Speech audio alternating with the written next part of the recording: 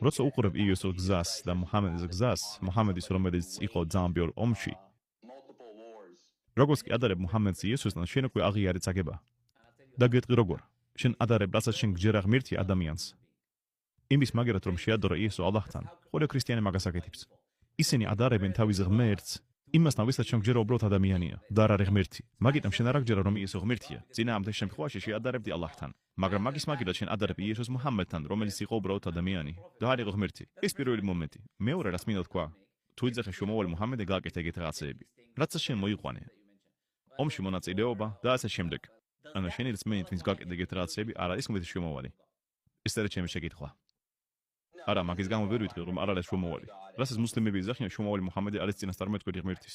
და ჩვენ მუსლიმებს არ გვიყვარს ამ თემაზე ისე ლაპარაკი თითქოს ეს არის შეჯიბრი ორი შუმოვალის შორის. მიხვდი? თუ ვიღაცა იტყვის მემჯერა რომ შუმოვალი მუჰამედი არის ღმერთის შუმოვალი, ასევე იესო და მოსე, ჩვენ გიტყვით კარგი, ეგ არის ისლამი.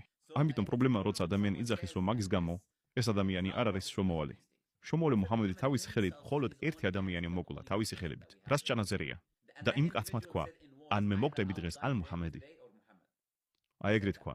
ამიტომ იმ ადამიანის მიზანი იმ ომში იყო რომ ეპოვა მუჰამედი სადაც არ უნდა ყოფილიყო. შუმოვალი მუჰამედი არ დადიოდა ისე და არ კლავდა ხალხს. უმეტესობა ბრძოლები რომელიც მოხდა, როცა ვიძახე უმეტესობა ეს არის 10-დან 9. უმეტესობა იყო თავდაცვის ომი. შუმოვალი მუჰამედის დროს ჩვენ ახლა კონკრეტულად ვიძახით მარტო მუჰამედზე. შეტევითი ომი არ იყო. ბადრის ბრძოლა, მერე ოჰოდი, მერე აჰზაბ, ხანდაყის ბრძოლა, ყველა ბრძოლა. თავდაცვითი ომი იყო. როგორც მე შენ გითხრა, მაგათ უნდა მუჰამედის მოკლა.